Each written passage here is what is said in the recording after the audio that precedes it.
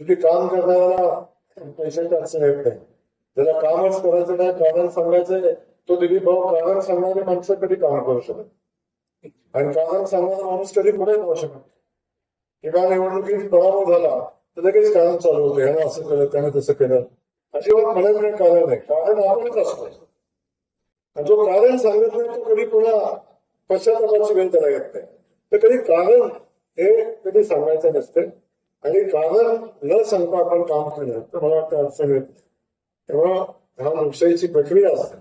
अधिवेशन चालू आहे, आणि आज चालू अधिवेशनामध्ये राज्याचे मुख्यमंत्री आदरणीय देवाभाऊंनी आपल्या सगळ्या शेतकरी बांधवांचं 2 लाखापर्यंत 25 सप्टेंबरपर्यंत जे कर्ज थकीत आहे ते 2 लाखापर्यंत कर्ज आता माफ केलं. बघा कसं हुशारायचं.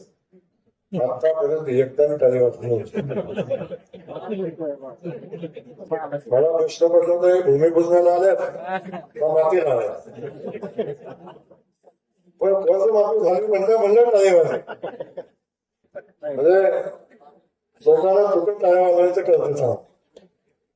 तर आपल्या सगळ्यांना 2 लाखापर्यंत कर्ज माफ करण्याचा निर्णय राज्याचे मुख्यमंत्री आदरणीय देवेंद्र फडणवीस साहेबांनी घेतला, जे त्यांनी निवडणुकीमध्ये शब्द दिला होता. त्याच्याही विरोधात ज्या लोकांनी नियमित कर्ज भरलेलं, ज्या लोकांनी नियमित काय झालं, अधिक कर्ज माफ होते म्हणून कधी भरतच नाही, थकीत येते, पण नियमित कर्ज त्यांनी भरलं अशा लोकांसाठी पण 50,000 रुपयाचं सानुग्रह अनुदान देण्याचा निर्णय घेतला आहे. आता काय